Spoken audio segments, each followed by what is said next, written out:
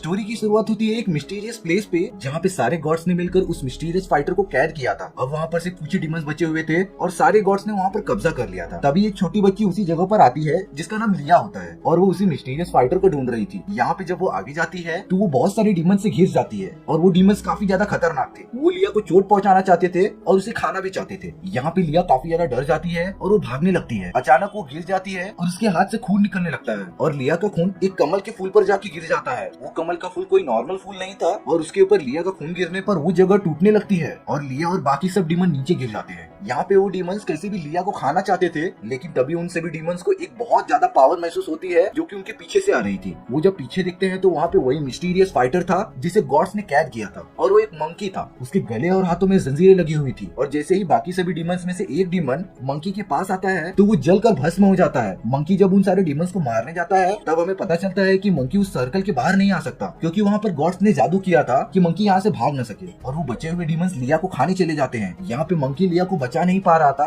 क्योंकि वो जंजीरों में कैद था। वो मंकी उस कैद से तभी आजाद हो सकता था जब कोई काइंड हार्टेड पर्सन और जो कभी भी किसी का बुरा नहीं चाहता था वो आकर उसके लिए प्रे करे। और जैसे ही लिया इसके बारे में प्रे करती है एक जादुई चिंगारी निकलते हुए उस मंकी की तरफ बढ़ने लगती है और उस मंकी के सारी जंजीरें खुल जाते हैं और वो पूरी तरीके से आजाद हो जाता है। लेकिन वो सारे डेमंस लिया पर अटैक ही करने वाले थे तभी मंकी उन्हें मार कर हटा देता है। लेकिन मंकी के आजाद होने की वजह से वो पूरी जगह टूटने लगी थी और बड़े बड़े पत्थर गिरने लगे थे। मंकी जल्द से जल्द लिया के पास जाता है और उसे ऊपर लेके आ जाता है। यहाँ पे तब से मैं मंकी मंकी कह रहा हूँ तो इस मंकी का नाम वुकोंग है जो कि एक मंकी किंग है। अब वो लिया को लेकर बाहर आ जाता है। यहाँ अब हमें सीन दिखाया जाता है वो गॉड का जो कि सभी गॉड्स का प्रिंस था और उससे खबर मिलती है कि वुकोंग उनकी कैद से आजाद हो चुका है। लेकिन यहाँ पर प्रिंस ज्यादा डरता नहीं और अपने आदमियों से वुकोंग को ढूंढने के लिए कहता है। यहाँ पे लिया वुकोंग से कहती है कि उसे स्वर्ग में जाना है अपने मम्मी पापा से मिलने और इसीलिए लिया वुकोंग को ढूंढते हुए वहाँ पर गई थी। और लिया के माँ बाप को उसी प्रिंस ने मारा था जो हमें पिछले सीन में दिखाया गया था। लेकिन यहाँ पर वुकोंग कुछ नहीं कर पा रहा था क्योंकि वुकोंग की सारी शक्तियाँ और उसका सबसे खतरनाक हथियार उन गॉड्स ने चुरा लिया था और वो अब कुछ नहीं कर पा रहा था। उसके पास सिर्फ अपने कराटे और कुंफू की एबिलिटी ही बची थी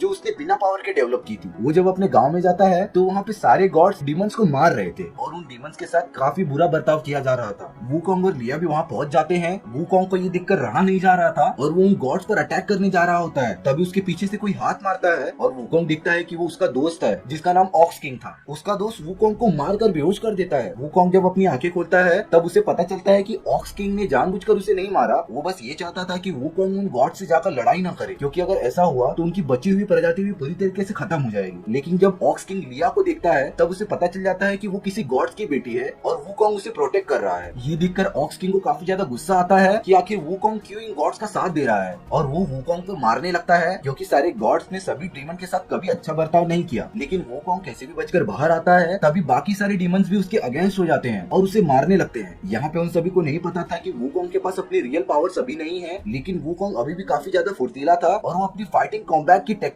यूज करके सभी को मार दे देता है। लेकिन वो सारे डिमंस की क्वांटिटी काफी ज्यादा थी इसलिए वुकोंग लिया को लेकर वहाँ से भागने लगता है और कहीं दूर लेके चले जाता है। वुकोंग लिया को लेकर अपने होम टाउन चले जाता है जहाँ पे उसे उसकी पावर मिली थी और उसने अपनी ट्रेनिंग की थी। वो एक नेचर से गिरा हुआ माउंटेन था और वो एकदम टॉप पे चले जाते हैं और वुकोंग लिया को सब कुछ बताता रहता है। तभी आसमान से एक बहुत बड़ा गोरिल्ला नीचे गिरता है और लिया उसे देखकर काफी ज्यादा शॉक हो जाती है। तभी वुकोंग लिया को बताता है कि तुम्हें डरने की जरूरत नहीं, वो हमारा दोस्त है, वो कुछ नहीं करेगा। तभी वो बड़ा सा गोरिल्ला वुकोंग को मारने लगता है। वुकोंग को भी समझ में नहीं आ रहा था कि आखिर वो हमला क्यों कर रहा है, लेकिन लिया समझ जाती है कि उस बड़े गोरिल्ले को भूख लगी है और वो उसके सामने एक केला रख देती है जिससे कि वो गोरिल्ला रुक जाता है और लिया उस छोटे केले को दूसरी तरफ फेंक देती है जिससे कि वो गोरिल्ला भी चला जाता है। वुकोंग को भी कुछ समझ नहीं आ रहा था कि आखिर वो ऐसा क्यों कर रहा है। शायद ये हो सकता है कि इतने साल से वुकोंग कैद में था तो इसीलिए उस बड़े गोरिल्ले का बिहेवियर काफी ज्यादा चेंज हो गया होगा और वो वुकोंग से काफी ज्यादा नाराज होगा। लेकिन इस बारे में और ना सोचते हुए वुकोंग लिया के साथ अपने पैलेस में चला जाता है जहाँ पे वो रहा करता था और वहीं पे वुकोंग का सबसे खतरनाक हथियार था जो कि किसी को भी हरा सकता था। जब वुकोंग अपने हथियार को निकालने जाता है तब वो हथियार निकल ही नहीं रहा था। मतलब कि वुकोंग अभी वर्दी नहीं हुआ था,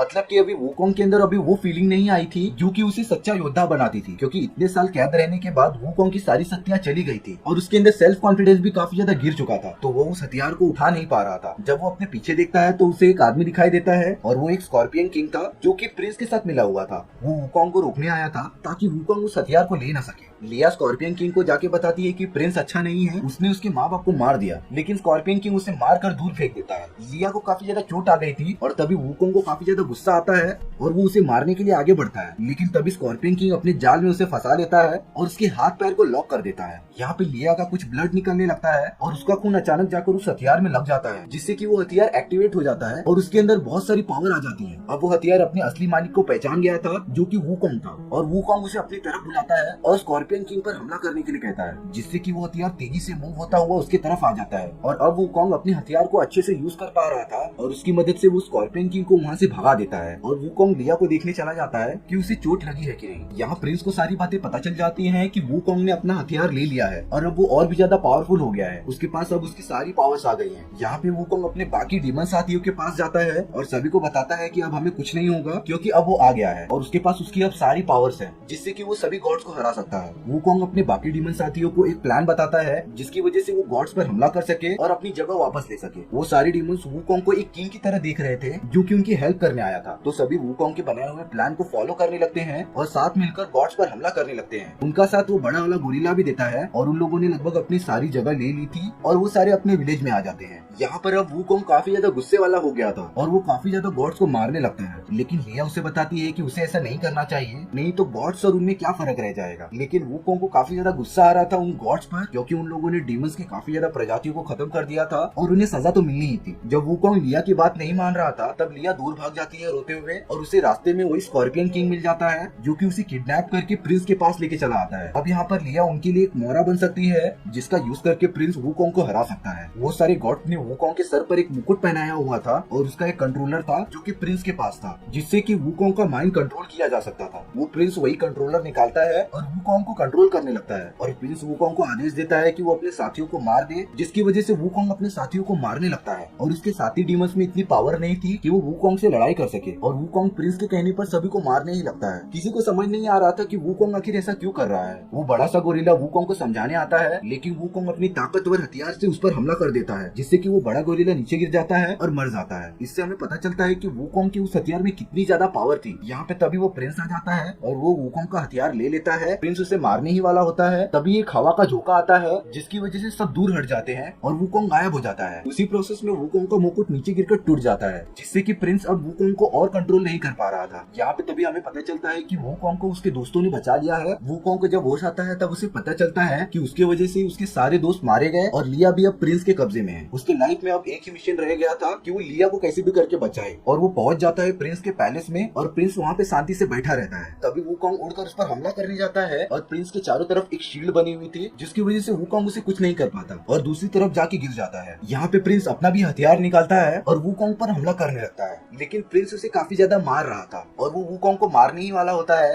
लेकिन तभी स्कॉर्पियन किंग वहाँ आ जाता है और वूकोंग की मदद करता है, क्योंकि उसे पता चल गया था कि प्रिंस अच्छा आदमी नहीं है और उसने काफी ज्यादा डेमंस को मारा है जो कि बेकसूर थे। वहाँ पर लिया भी आ जाती है और स्कॉर्पियन किंग प्रिंस से लड़ाई करने लगता है। यहाँ पे स्कॉर्पियन किंग ज्यादा पावरफुल तो नहीं था, लेकिन वो प्रिंस को रोक कर रख सकता था ताकि वूकोंग रिकवर हो सके। तभी प्रिंस अपनी पावर का यूज करके स्कॉर्पियन किंग को एक जगह फंसा देता है। वो वूकोंग को काफी ज्यादा मार रहा था, लेकिन प्रिंस अपने हथियार को लिया की तरफ फेंक देता है ताकि लिया मर जाए। वूकोंग कैसे भी ट्राई करता है उस हथियार को रोकने का, लेकिन काफी ज्यादा देर हो चुकी थी और लिया मर जाती है। वूकोंग को काफी ज्यादा गुस्सा आ रहा था और वो लिया को ही देखता रहता है। वूकोंग काफी ज्यादा रो रहा होता है क्योंकि उसकी लाइफ में पहली बार ऐसा कोई मिला था जो कि उसका केयर करे और उसके बारे में अच्छी बातें करे। अभी यहाँ पर लिया का कुछ ब्लड निकल रहा था जो कि वूकोंग के बॉडी के अंदर चला जाता है और वूकोंग के अंदर की पावर जाग जाती है। ऐसी पावर वूकोंग ने कभी महसूस नहीं की थी और अब वूकोंग की पावर 100 गुना हो चुकी थी। यहाँ पे वो प्रिंस एक बड़े ड्रैगन में बदल जाता है और वो वूकोंग पर हमला ही करने वाला होता है। तभी वूकोंग अपने हथियार से उस पर वार करता है और वो ड्रैगन पता नहीं कहाँ गायब हो जाता है। वूकोंग को लग रहा था कि वो ड्रैगन मर चुका है, लेकिन लिया मर चुकी थी। इसी वजह से उसे काफी ज्यादा गुस्सा आ रहा था और वो अपने हथियार को इतना ज्यादा बड़ा कर देता है जो कि उसको स्वर्ग तक लेके जाता है। वो लिया को देखता ही रहता है। वो जब स्वर्ग में पहुंचता है तब उसे पता चलता है कि वो ड्रैगन मरा नहीं है और वो भी वहाँ आ चुका है। वूकोंग उसे मारने के लिए चला जाता है और वो ड्रैगन यहाँ से वहाँ भागता रहता है। तभी वूकोंग उस ड्रैगन को जमीन पर पटक देता है और उसे मारने के लिए काफी तेजी से आगे बढ़ता रहता है, लेकिन एंड मोमेंट पर वो रुक जाता है और उसे लिया की बात याद आती है कि उसे किसी को मारना नहीं है, सिर्फ उसे अपने परिवार वालों की रक्षा करनी है और वो उस ड्रैगन को कुछ नहीं करता। यहाँ पे तभी एक चमकदार रोशनी आती है और वो गौतम बुद्ध थे जो उसके सामने आ गए थे और वो लिया के बॉडी को वेपराइज कर देते हैं और उसे उसके माँ बाप के पास भेज देते हैं। वूकोंग भी इस बात से काफी ज्यादा खुश था कि आखिरकार लिया को उसके माँ बाप मिल ही गए और अब सारे डीमंस अपनी लाइफ अच्छे से जी सकते हैं और स्टोरी यहीं पर खत्म हो जाती है।